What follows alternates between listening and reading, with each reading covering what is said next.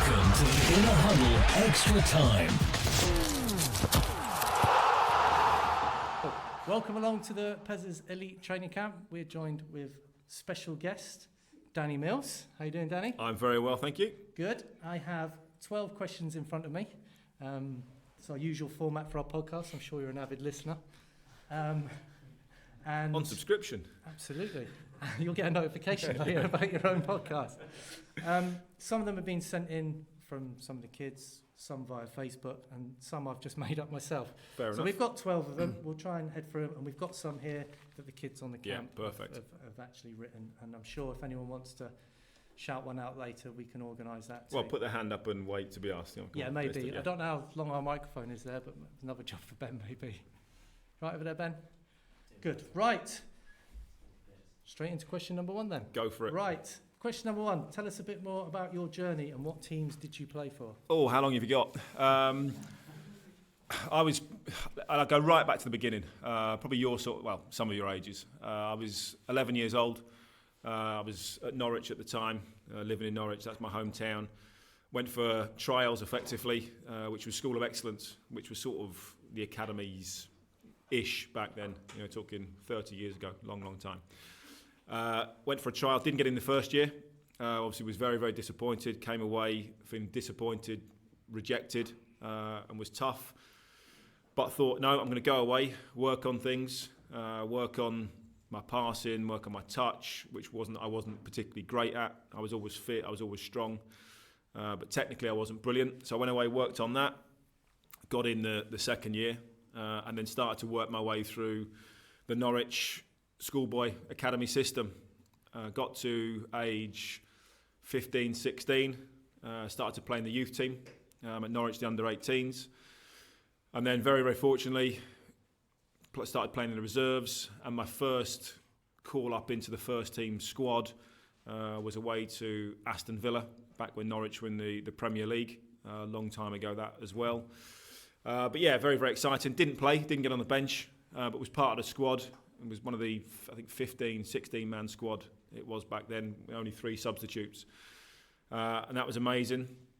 And then in the November, there was a few injuries. I got in another squad, an unassigned professional contract.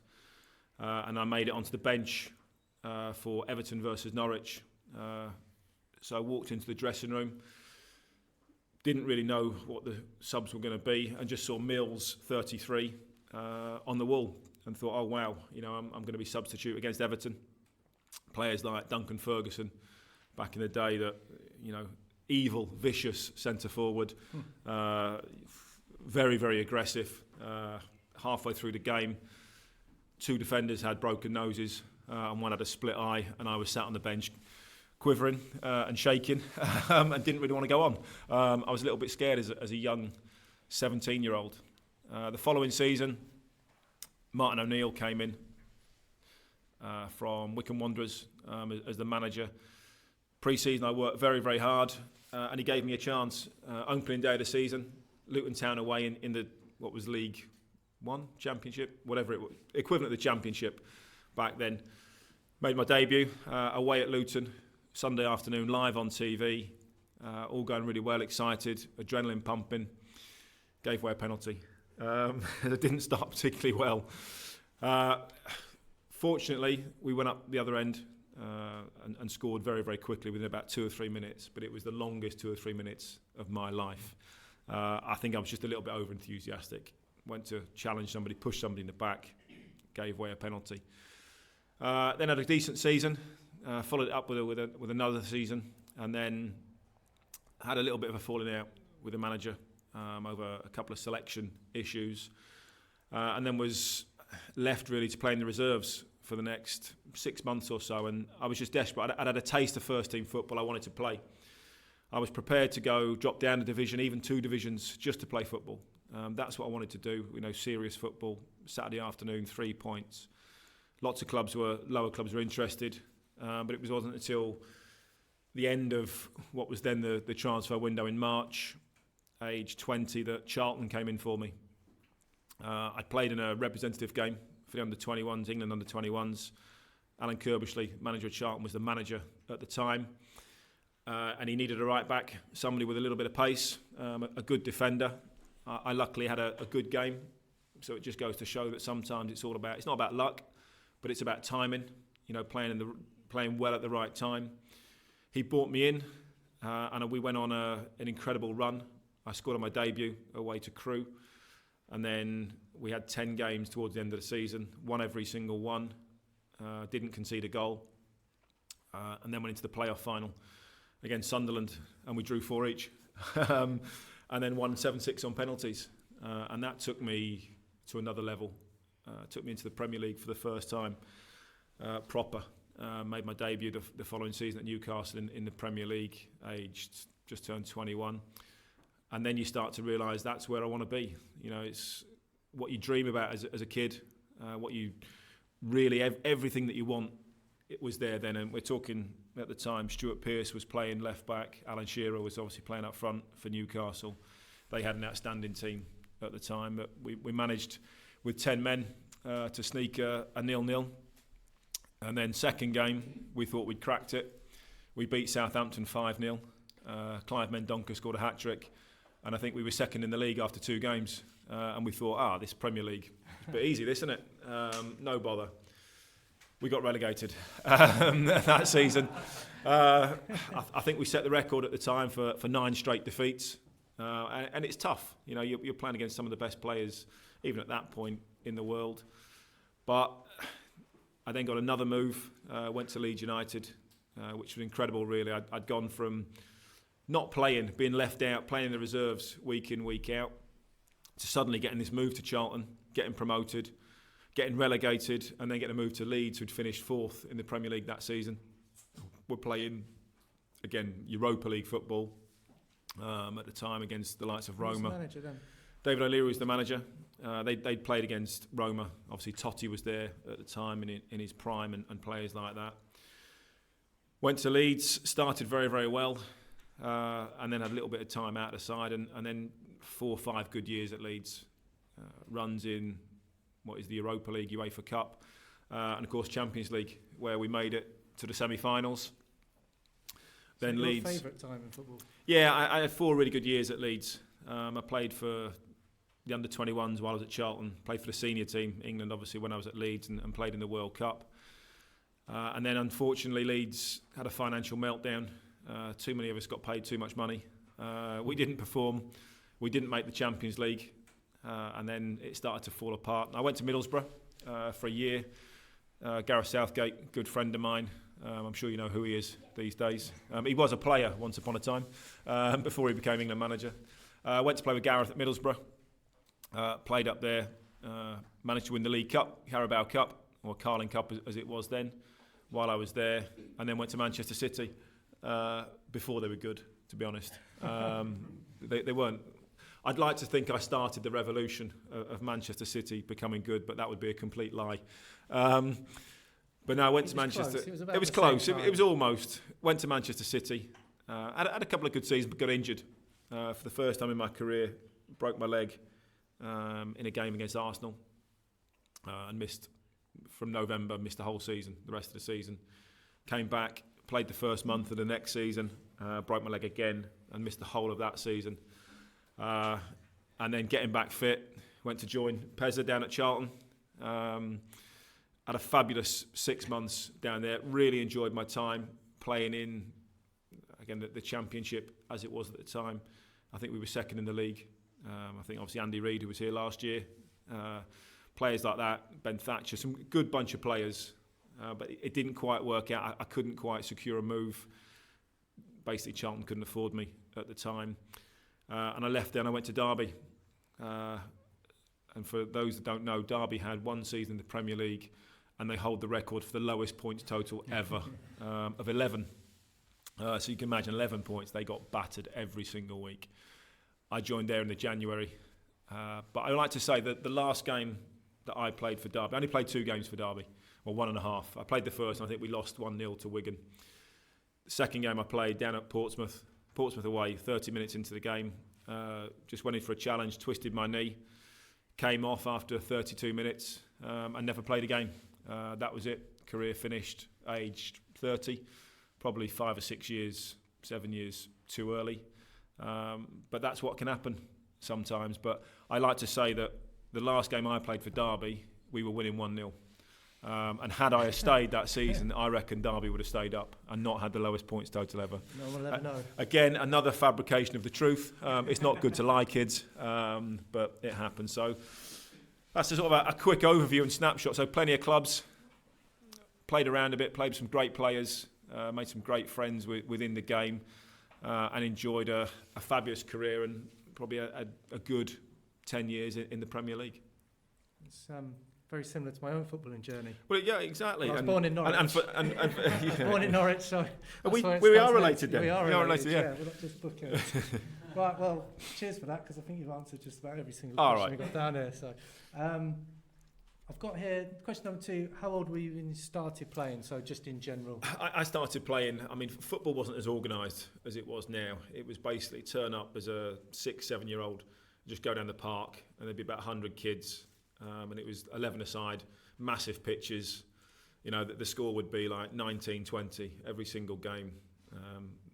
The big, fast kids used to be the better kids because there wasn't futsal. Futsal didn't exist. Small goals didn't exist. Small pitches didn't exist. It was his adults' pitches. So I used to go down with my older brother and play in his team, get kicked all over the park because I thought I was a little bit cheeky, to try and get involved with the bigger kids. Do you think it was good for your development though? Did it? It was back then because the game was completely different. It was physical. And you had to be able to stand up to the physical battle. It wasn't anywhere near as technical as it is nowadays. Playing out from the back didn't exist. You could pass the ball back to the goalkeeper and he could pick it up. This is way back when. This is before the internet existed. This is before Snapchat. This is before Facebook and Instagram. And although this is before mobile phones. No, I'm sorry, this is going way back. Yeah. But that's how it was. So I started playing then, and I just loved playing. I'd go to the park. We'd play in the block of garages at the end of our row of houses.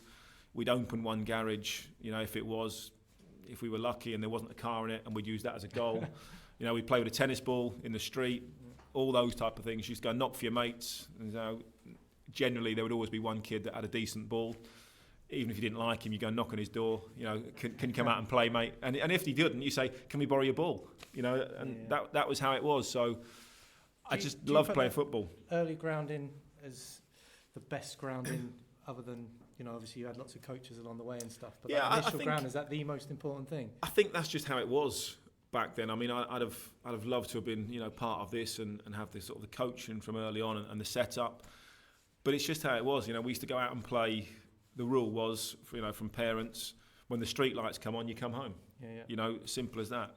We didn't always obey those rules. We'd jump over fences, to go and play in the school and play in the park and that type of thing. But we just wanted to play football. And I think it's just that love of playing. Doesn't matter where you are, how many of you are. We go down the park and you play 6 against 3. You give people a 10-0 head start. No goal. We won't have a goalkeeper. Rules, wouldn't you? Yeah, to make it fair. And that's what it was. I think kids just want fairness and they want competition. And it'd always be like there'd be a group of kids on the far side. You say, can we challenge you? Can we play against you lot? Yeah. Oh well, it's not fair because you'll beat us. Well, we'll give you a 10-0 head start and we can only an extra player. Yeah, we can only score with our left foot and things like that. One goal smaller and one bigger. Yeah. So and that was how it was. So it was just a love of playing football. And when you talk to the likes of Wayne Rooney and kids playing in the street, that doesn't really happen so much these days. Do you think football's overcoached a bit now? They miss that because we tried to bring it back. So that's why we called it street soccer. Yeah, I think it's life in general. There are a lot more issues around life, and we're aware of a lot more things. You've got to look after people. We were left to our own devices a lot of the time. Both mum and dad were out working at the time. I'd come home from school, there'd be nobody there. You just go and play football, and you were trusted to look after yourself. That can't happen in this day and age, and it shouldn't happen. Let's be honest. There are pluses and minuses to both those things, but I think the most important thing is having that love of football. It doesn't matter what you do. It's about playing. It's about enjoying what you do.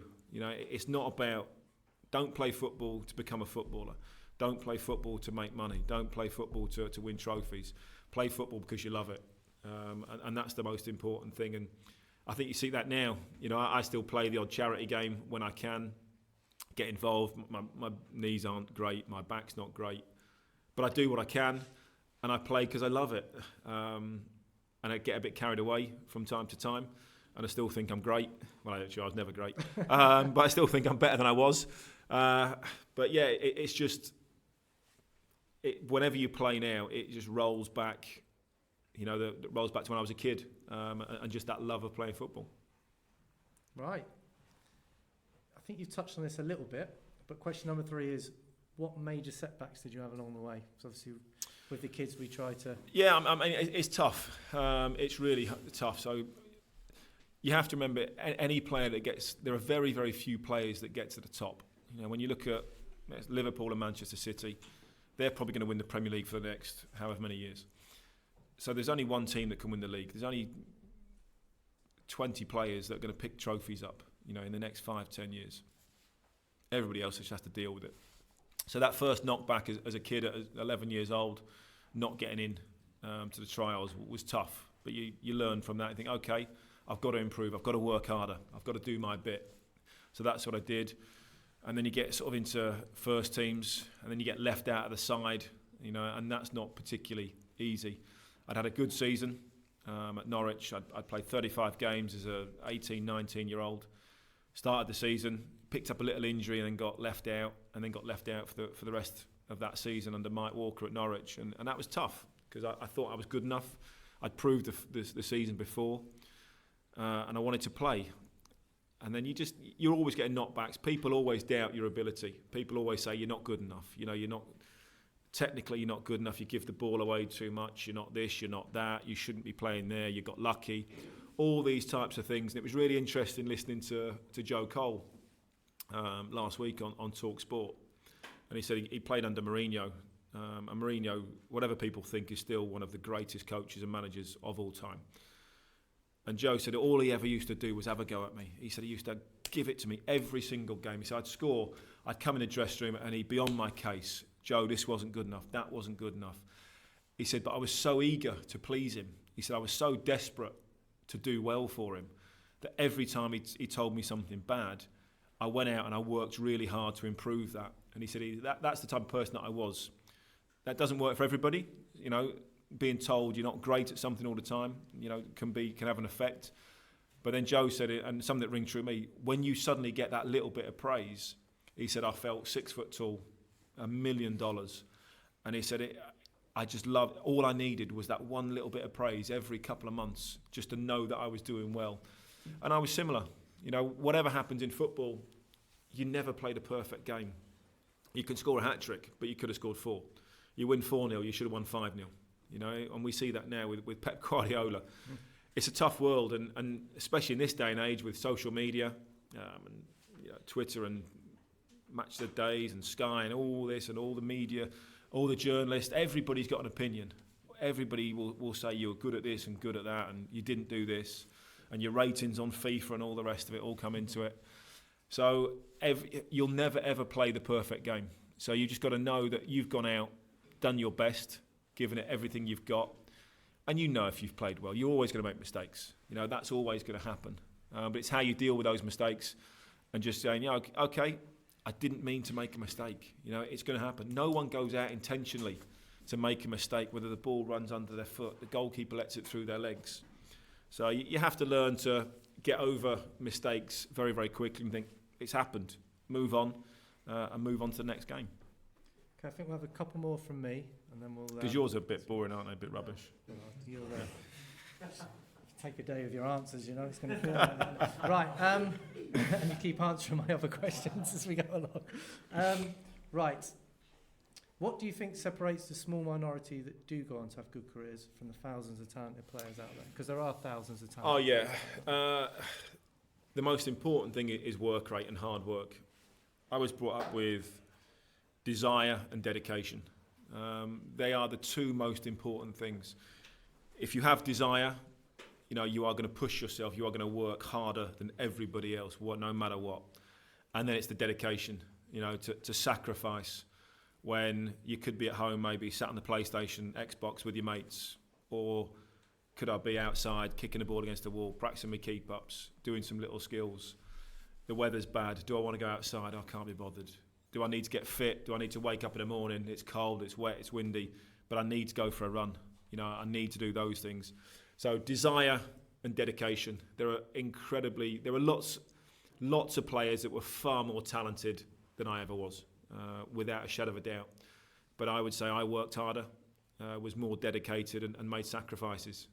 And that's what you have to do to become the top in any sport, whatever it is. Were you very aware of that from a young age, though? Did you realise? Yeah, I think because I was never the best player in my team. You know, you all know that when you play in a team, you all know who the 2 or 3 best players are. I was sort of like middle of the road, sort of out of a team of 10. I was 5 and 6. You know, I was never great. I was never particularly skillful. I was never going to be one of those players.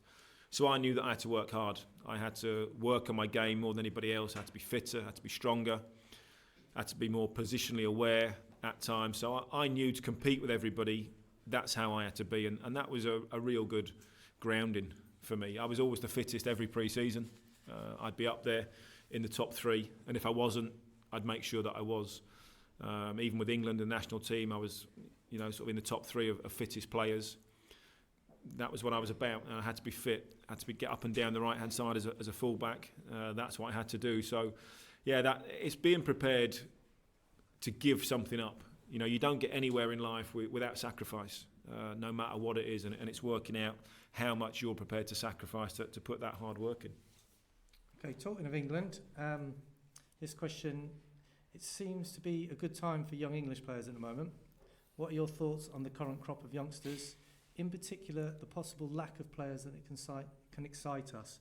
So I've written a few here. We've got Gazza, McManaman, Joe Cole, we've talked about, Barnes, Waddle, Beckham, Gerrard, Owen. There doesn't seem to be any magic players about at the moment, although it's a good crop. No, but I think you're now starting to look at Rashford, Hudson-Odoi, Phil Foden, players coming through. I think you guys are lucky. Sat here, the English game for a long time was about pace and power and being strong.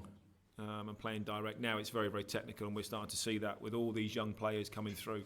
So the last 15, 20 years of coaching that you're now getting the benefit of is about small-sided games. It's about being technical. It's been out past it. Take people on, do tricks, skills, excite people, go past people, score goals, take risks, play out from the back, do a Cruyff turn, you know, do a jink, go past a forward player in your own box. All these types of things have really helped these players come through, and we're starting to see that now. You know, you're starting to see young players, English players, go abroad, and because they're technically good enough.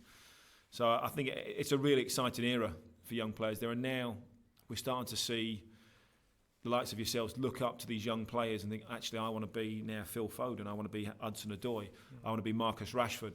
You know, whereas before it was always foreign players. You know, there will always be the Messis and the Ronaldos, of course, and some of the Ajax players.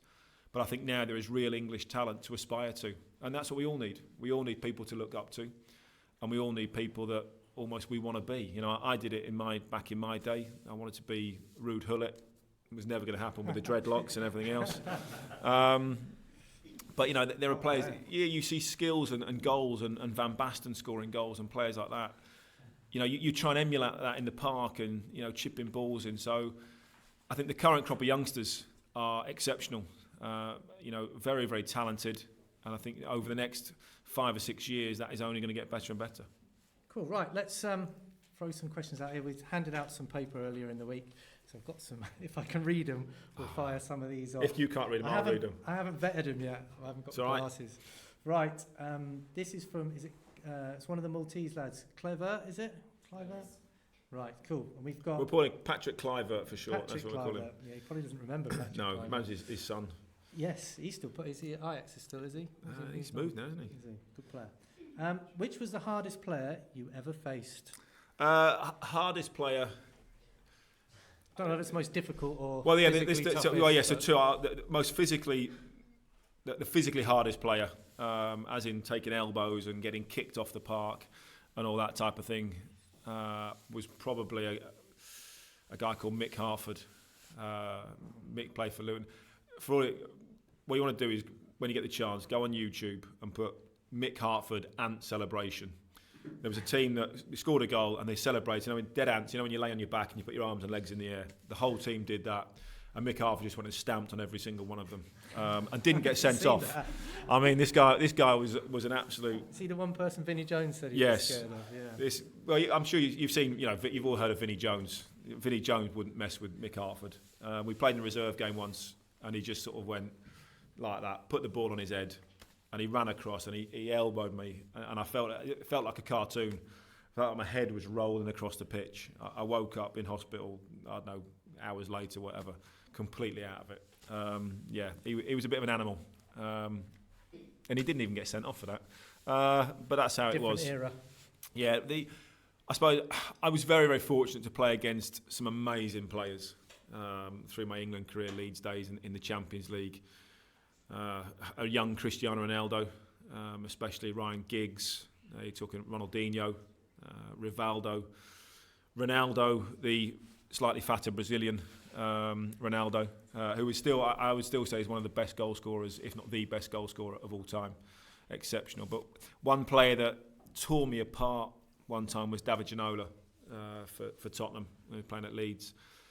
6'4", big winger, beautiful long flowing hair. French guy could go. And why he was really good.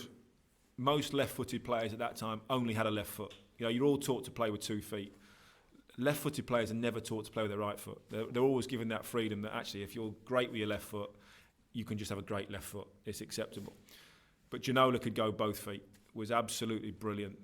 He could knock it. He could do the step over. He could nutmeg you. He'd go past you. He was strong. Had a fabulous left foot. Even just as good right foot as well. So he was one of the greatest or the hardest opponents that I've ever played against. Did you mention Ronaldinho there? Yeah, I mean, he was all right, you know what I mean? Yeah. Still got him in your pocket. It's like that. I think he's in a beach bar somewhere now, isn't he? Yeah, he's all right. He got sent off against me. He tried to kick me off the park. Was it the quarter-final of the 2002 World Cup? When he scored that fluky goal. Yeah. He called it the dropping leaf, and he said he used to practice it, but he's never done it ever since. So. And there's no footage of him doing it before? No, a complete... Sometimes you get lucky. Complete fluke. What was that World Cup like? It was amazing. Again, most of you remember it for David Beckham. It was the height of his career. He had the mohawk. Went for the mohawk. Was massive at that time. You must have played behind him, did you? In the team, yeah. How was that? It was good. I mean, I was just delighted to be there. Gary Neville got injured, and that's why I went to the World Cup and played. But again, I mean, it's so difficult to describe. Walking out for that first game. First of all, you sat in the room, and you've been working on team shape all week, but the team's not officially been announced. So I'm sat there in a room like this. Sven's at the front. Sven-Goran Eriksson's at the front, the manager, and I'm sat at the back where you guys are. And he starts to name the team, and I'm sat there, my fingers crossed under my armpits, going, just please say my name, please say my name, please say my name. David Seaman, Mills right back. That was it. I never heard anything else after that. I was just so delighted and focused. But walking down that tunnel for the first time to play, and it was my first competitive England game. I played in lots of friendlies up until that point. My first game, my first start, walking out, World Cup.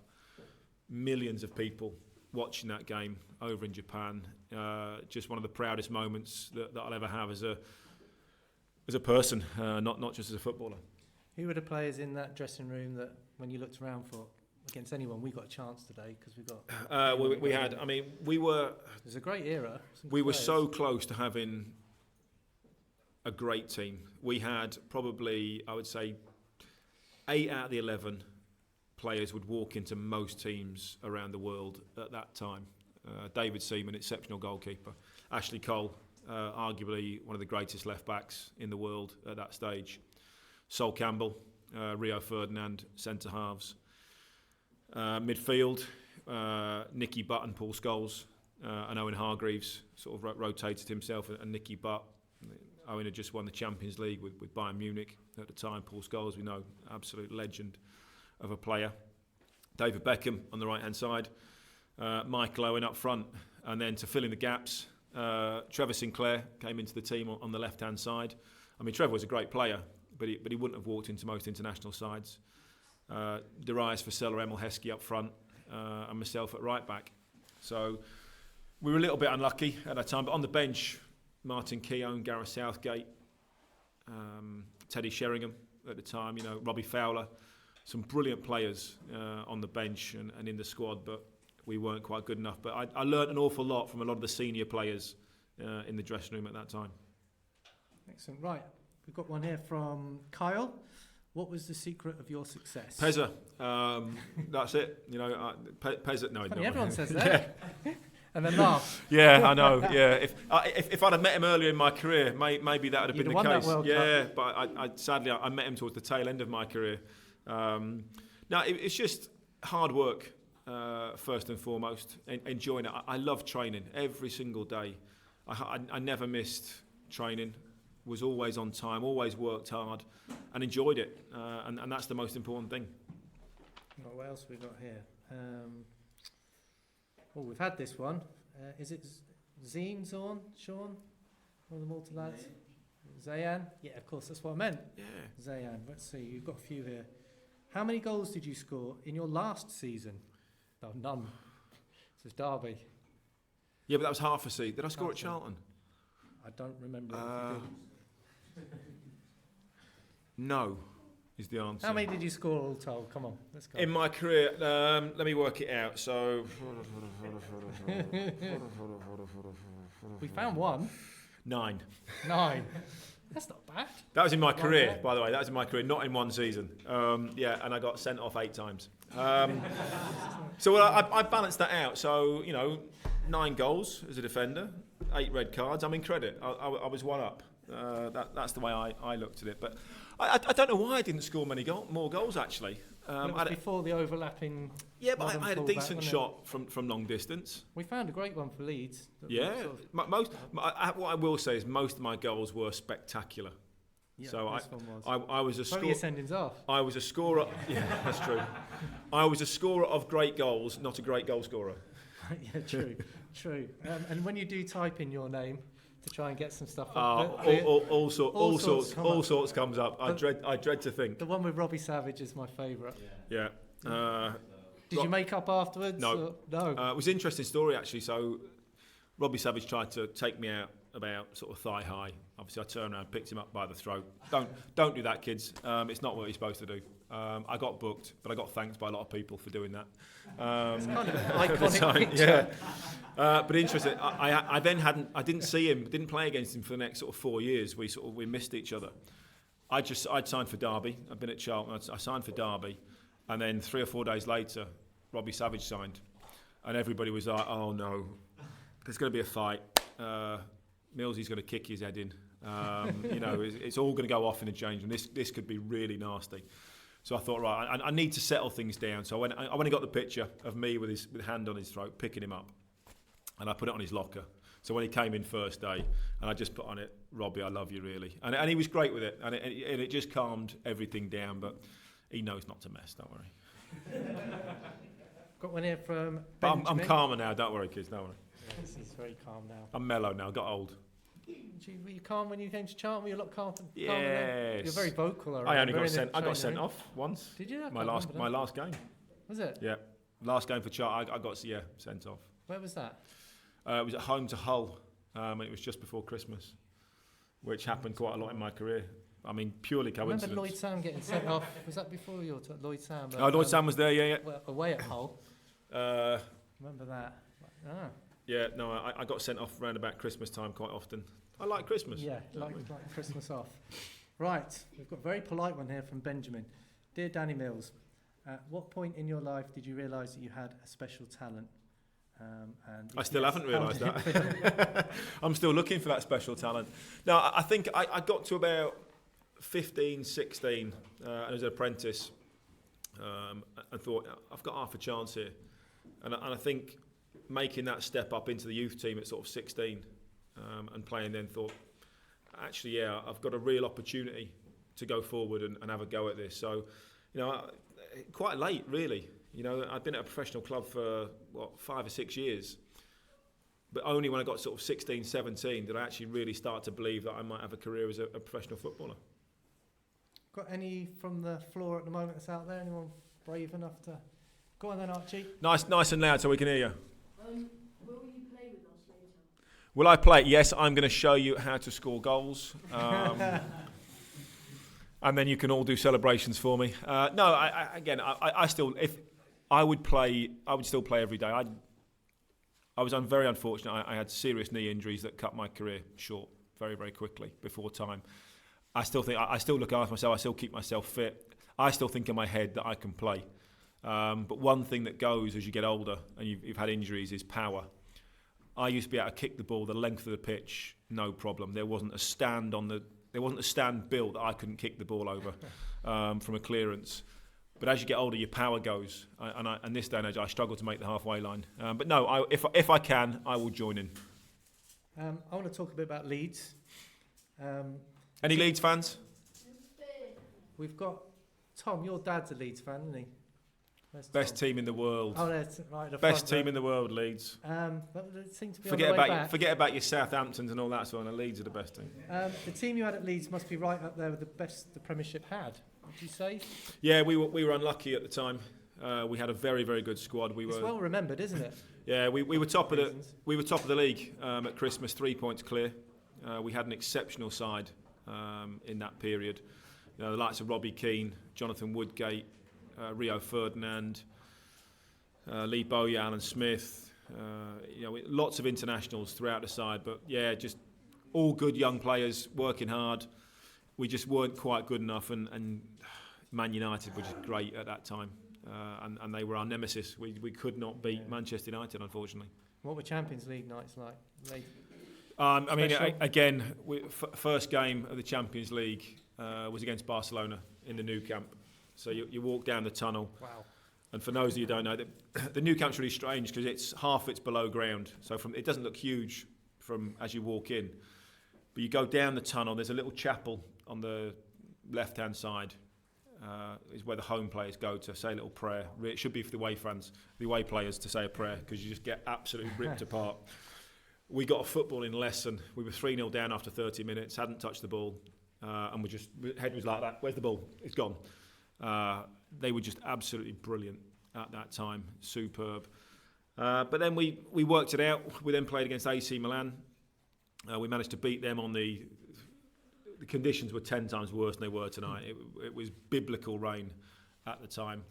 We scored a goal. Dida, the Brazilian goalkeeper, threw one in last minute, let one through his hands, and we got a 1-0 win. And somehow we managed to qualify from that group. And AC Milan were one of the favourites for the competition at the time. We then got in the second group. That was back when the Champions League was 2 group phases. We were flying back, and we got sort of an announcement come through. The captain announced it on the plane. So in your next group, you've got Lazio, who again were, outstanding team at that time. Real Madrid and Anderlecht, and we just went, we've just come through one group of death, and now we've got to play, obviously, like the likes of Real Madrid, who again, I think they won it that year. They were absolutely exceptional. But yeah, just great experiences. Going to some of the best grounds in the world. I didn't actually play in the Bernabeu. I was suspended for that one, which was a shame. Christmas time. No, it wasn't. But it was a tactical. It was a tactical suspension. I was on 2 yellow cards, and one more meant that I would miss the quarterfinal, or potentially miss the quarterfinals and semi-finals, as far as we went. So we'd already qualified in the group. You got to semi, didn't you? Yeah. So playing against Anderlecht, it was decided that if I could get a yellow card, I would miss the last group game. I like to put myself in the category of Sergio Ramos because he does. I think he copied me. He's doing a podcast at the moment. Well, yeah, exactly. Yeah, he's somewhere in Madrid doing a little podcast on the coaching school. But yeah, I took a technical foul to miss the game against Real Madrid in the Bernabeu.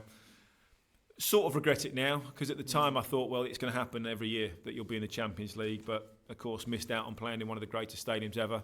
And never got the opportunity to play again there. But, it was one of those things that had to be done at the time. It meant that I played in the quarterfinals and the semi-finals of the Champions League. And who was it in the semi? We played Valencia at the time.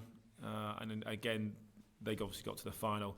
Mendieta was their key player at the time. Mendy was the most expensive player in the world at that stage. I think just after that Champions League, Lazio bought him for £35 million.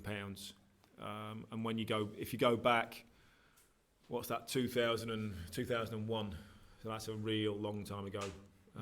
35 million back then would probably be the equivalent of £180 million in today's money. So that's how good Mendieta was at that stage.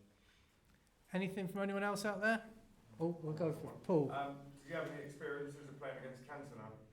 No, I didn't. I was fortunate. Well, fortunate and unfortunate.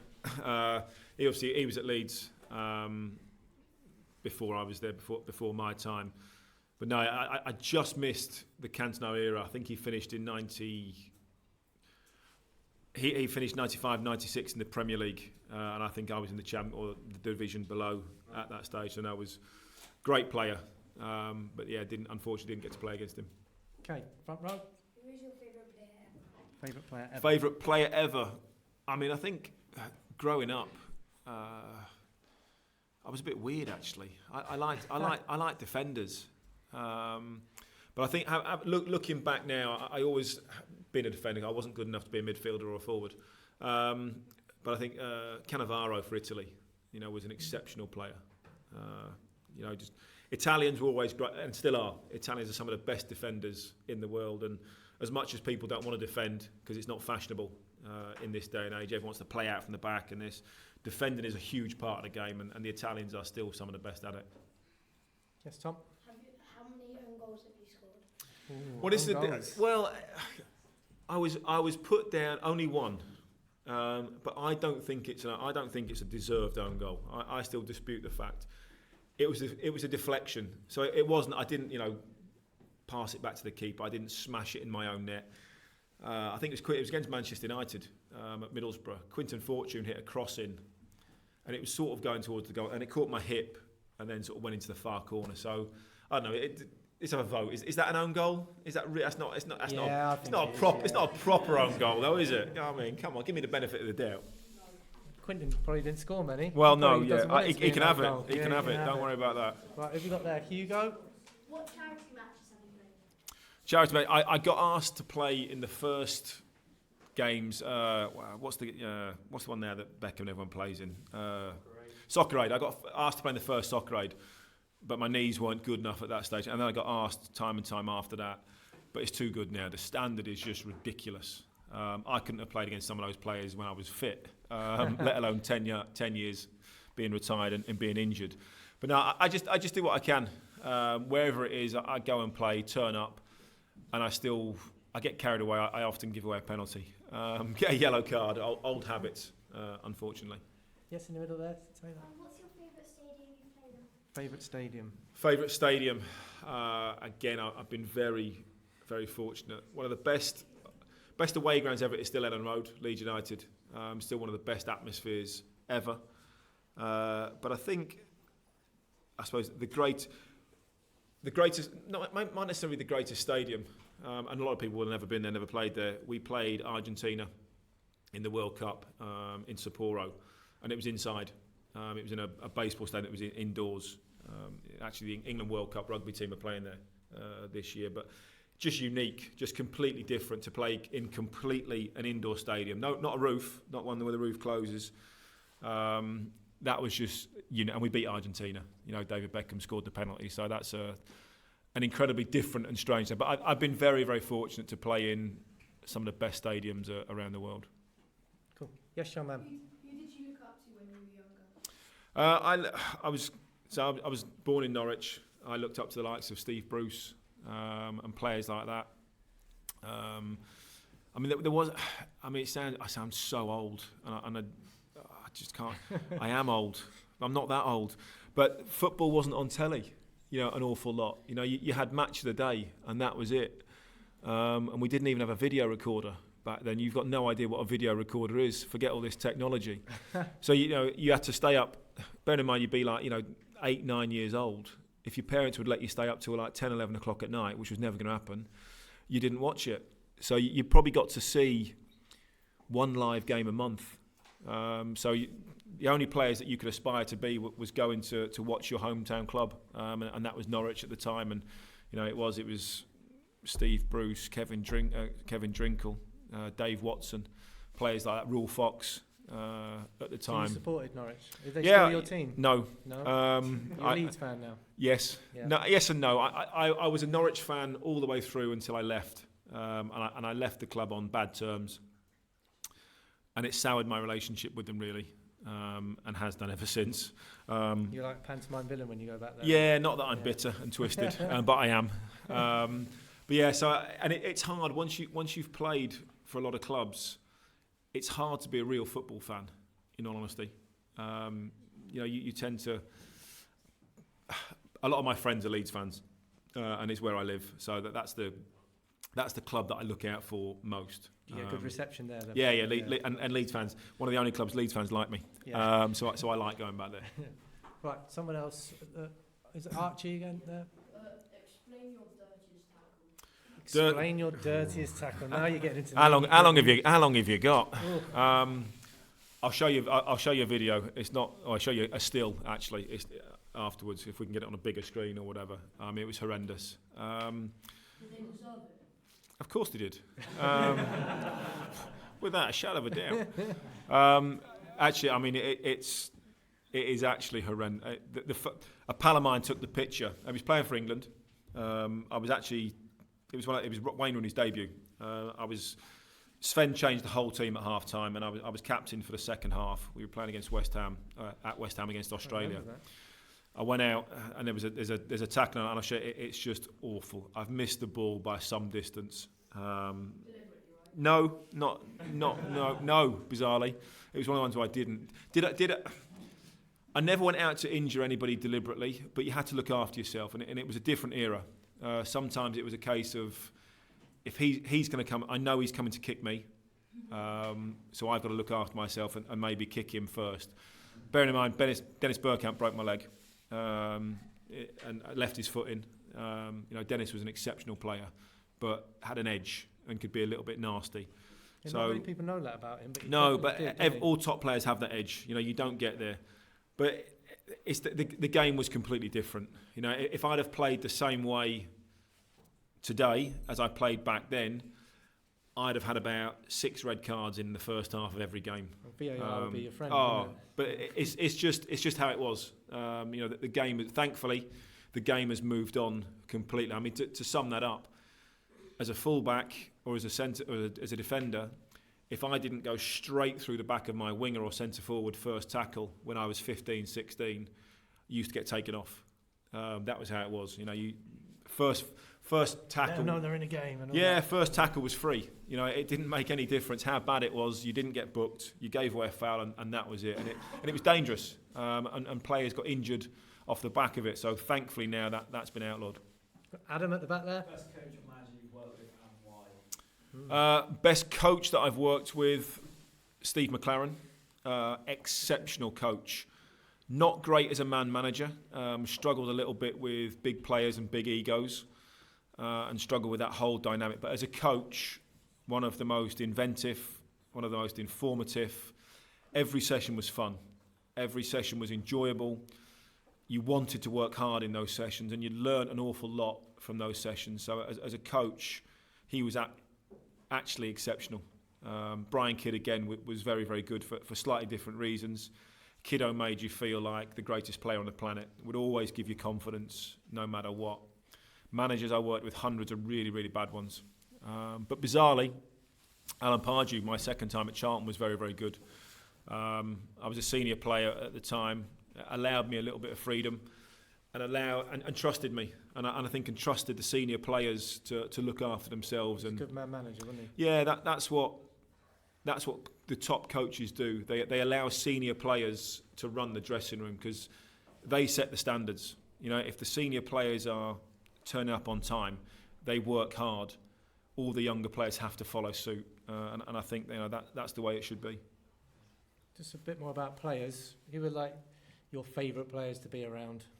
The pranksters and the jokesters. I mean, there must be so many, but and Andy Reid, who you had here, Reedy was obviously was great. Gary Kelly was fabulous.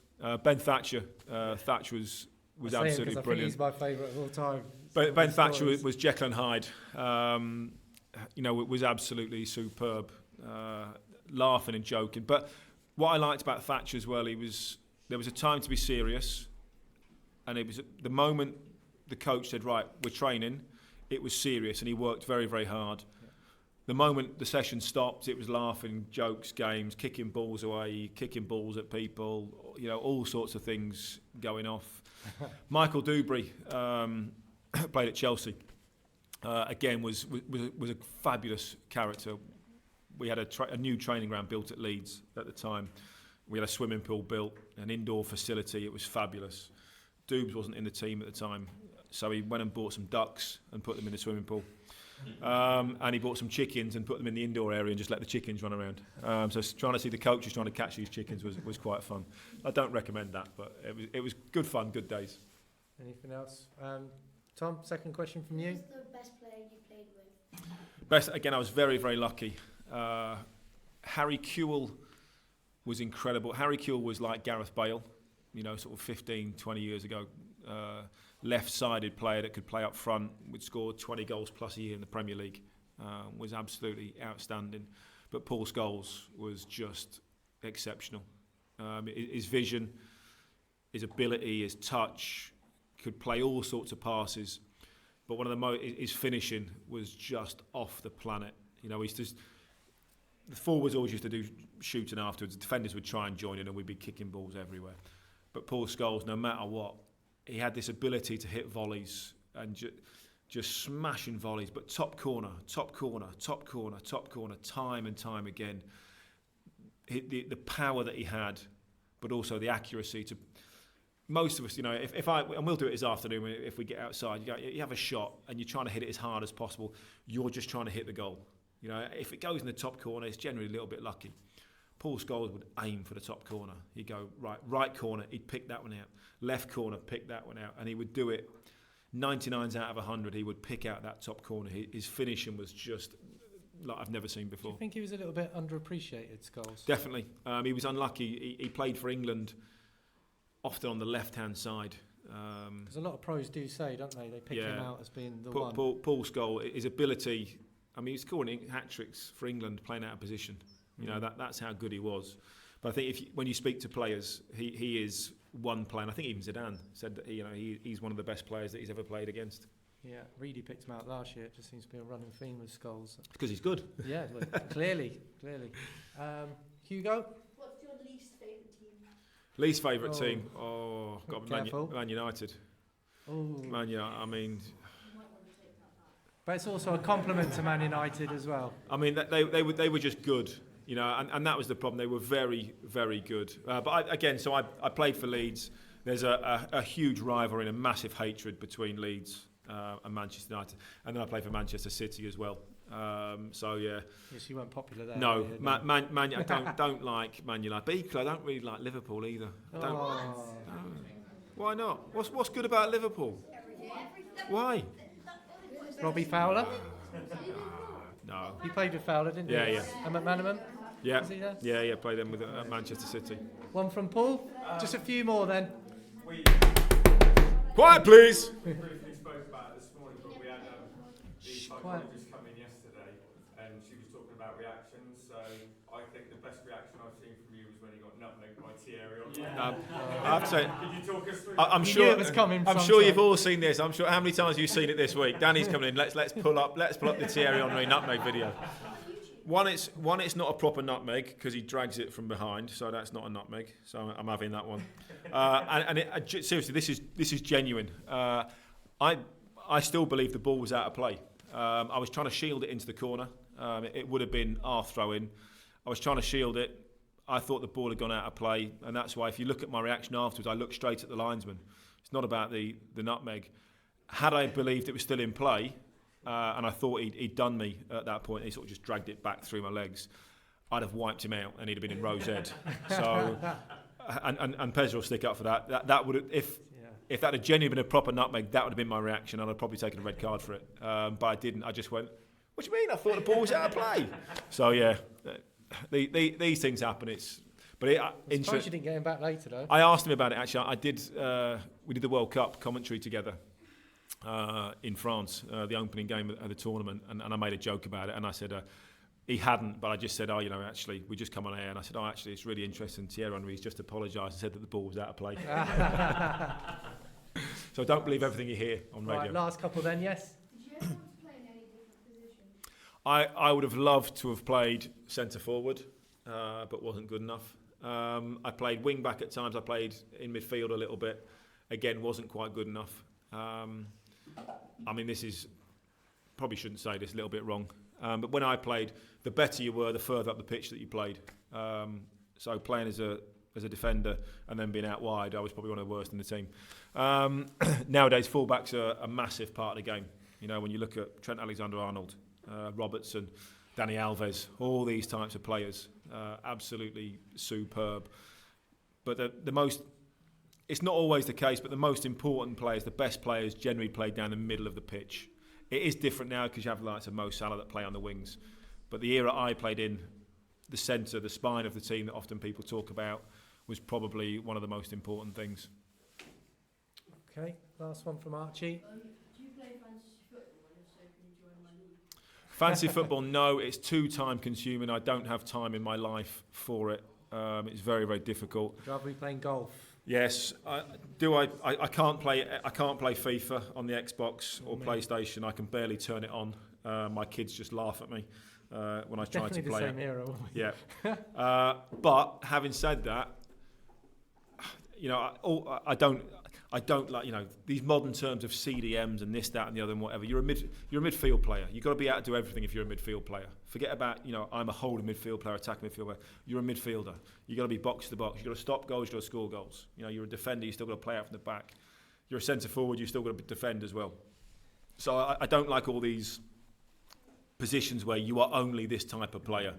I don't like that. But obviously my kid's gone about FIFA and the ratings and the gold cards. Dad, why haven't you got a Legends card? Well, I wasn't good enough. Simple as that. Yeah, all the time. Kids hammer me. But what I will say is, and I had to dig this out, I had to go into one of those like second-hand shops and I had to buy the console and the game. I think it was on PlayStation, FIFA 03. Go through my scores, 93 rated. Let's give him a little round of applause. I tell you what, 93 rated. Decent. I have to say though, the rating system was a little bit different. A little bit different. Aggression was 10, Right. speed was 10, tackling was 10, so that sort of maybe boosted my rating a little bit. Yeah. But yeah, technically I was 93 rated, so I was a lot better than people think I was. And then finally, have you got any advice for the players out there on our elite training camp going forward? Yeah, I think the most important thing is, whatever level you want to get to, you've got to enjoy it. Listen to your coaches, because they've gone through stuff. It's very, very... I don't want to say don't listen to your mum and dad and don't listen to parents and aunties and uncles, but your coaches are the most important. They're the ones that are teaching you the skills. They're the ones that are giving you certain things to work on, especially during games and when you're playing for your school or your club, whoever it may be. But the most important thing is go out and enjoy it, because if you're not enjoying it, what's the point? Life is too short. You've got to enjoy it and take a risk at times. It does not matter. We all play to win and we all want to win because winning's great and it's the most important. It's not the most important thing. If you're a Premier League player, winning's the most important. But for you guys, it's about development and enjoying it. And if you want to try a Cruyff turn or you want to try a step over in your own 6-yard box, in your own area, do it. If you lose the ball, it doesn't happen. So what? Do it again and get better at it next time. It's the only way to get better. Keep doing the right things. Because when you look at players like John Stones, that he's happy to do that. Alisson, the goalkeeper, you're not just good at something. You have to practice it time and time again. And to get good at something, you've got to make mistakes. And you've got to make mistakes and get better at it. And it doesn't matter, even if it's a cup final or it's a really important game. Keep doing the right things, because eventually you get good at those right things and then you start to win games off the back of that. So it's not... Winning's important. You have to go for yeah, isn't it? trying to win, trying to do your best is very, very important. That is the most important thing. Always work hard, always give it your best, but enjoy it. And don't be afraid to try things. Nobody goes out there intentionally to make a mistake. You know, that is the most important thing. So play out from the back, take a chance, try and dribble past a couple of players, because you will learn. You know, you will learn as you go up to make the right decisions when. But just keep practicing, keep doing those things, keep taking people on. One of the hardest things in football is the ability to go past people, and this is where you learn that skill. So don't be afraid to take people on. Doesn't matter where it is. And also, don't kick the ball out of play. You know, you're far better, in my opinion, you're far better to try a skill, try and keep it in play and lose it, and maybe lose a goal, rather than just kick it into touch and give a throwaway. You know, the ball is the most precious part and the most important thing in football.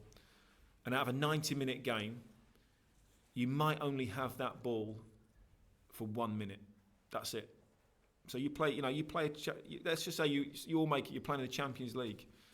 You only have that ball for 1 minute. That's it.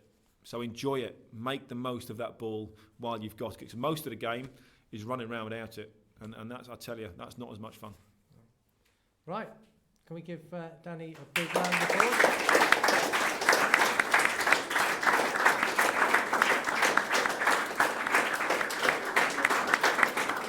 Thanks, mate. Pleasure.